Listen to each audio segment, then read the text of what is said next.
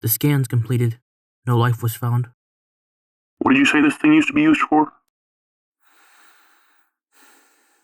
It was one of the first antimatter collectors. Humans used to harvest antimatter one particle at a time before we could collect them in bulk with systems like this. There used to be a bunch around Saturn too, but those were already scavenged. These older Jupiter systems are where the original feasibility research was done for collections.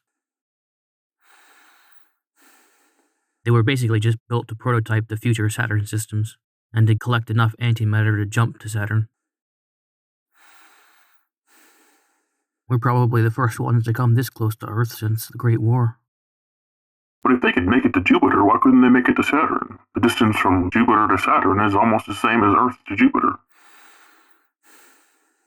The original trip to Jupiter only had enough resources to get here, not enough to go back, and not enough to go forward. They were in a race and risked their lives for it. They bet everything on their research. Technology like this propelled humanity forward, and then was swiftly forgotten.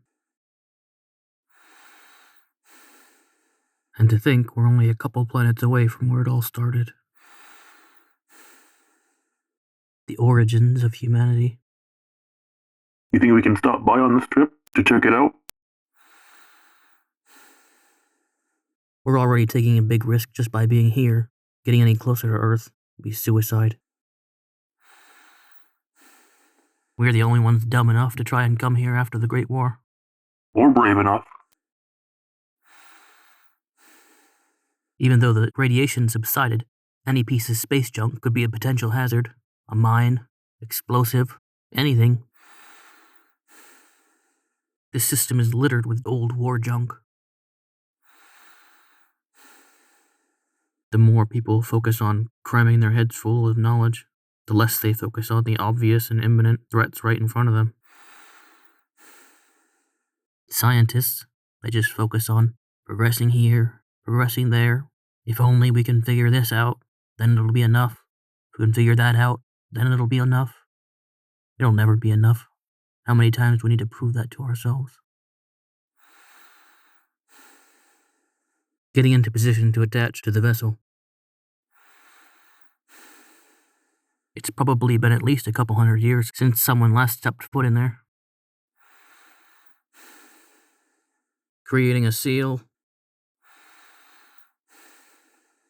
Preparing to breach the hull. Okay, I'm now ready to breach the hull of the module. The hull has been breached. This environment is no longer oxygenated, but I'll get to work first on sealing up sections at a time so I can live here while I'm working, just to make things easier. From the outside, it looked like the station is modular, so I should be able to patch up the modules one at a time, then oxygenate each one at a time. Is going through all of that trouble even necessary? It's not like we're going to live there forever. Did you see the size of this station? There's no way we can take it all at one time. We're going to have to take it piece by piece, and the fastest way to do that is from within. Otherwise, if we try taking it apart from the outside without really knowing what we're taking apart, it could end very badly, to say the least. We know there's at least some antimatter somewhere on this craft, being stored by some ancient technology. We can only guess at how stable it is.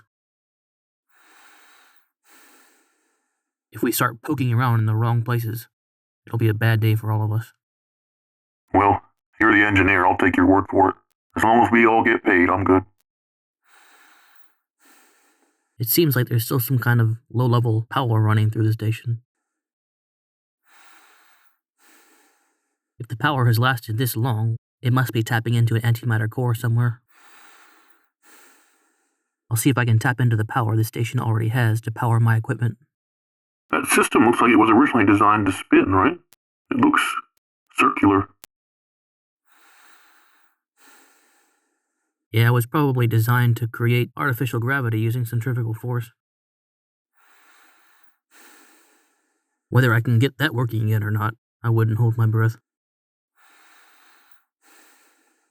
I'm setting up the scanner now to check the integrity of the module. Alright, just doing a quick visual inspection of the module's integrity while I wait for the data to come back from the scanner. The connecting doors on both sides are already sealed. I don't see any obvious holes or cracks or anything. I'm getting the data back from the scanner now. The integrity of the module looks pretty solid all the way around. Alright, I think I'm fine to go ahead and start releasing air into the room, and then I can use the acoustic leak detector to find out where the leaks are, if there are any, from there. Okay, I'm releasing oxygen into the module now. Alright, the acoustic leak detector is ready and activated. It seems like there aren't any leaks in the module. If there are any leaks, wouldn't there still be oxygen in there? Well, there are no major leaks at least. Nothing that'll affect me while I'm working here. But there could be smaller cracks, where it seeped out over time.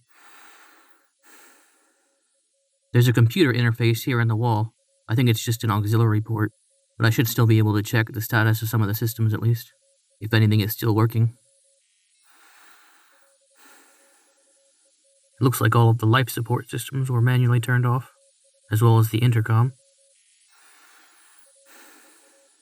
It looks like the only thing that's operating now are low-level sensors. The intercom? That shouldn't even be using that much power. Surprised they even bothered turning it off. The acoustic detector isn't picking up any leaks, but there is some kind of signal being emitted by a probe here on the wall. I think I'm going to have to shut it down. There's not even that much oxygen in the room yet, but it's already making an audible signal. As soon as the room becomes fully oxygenated, this sound is going to be really loud.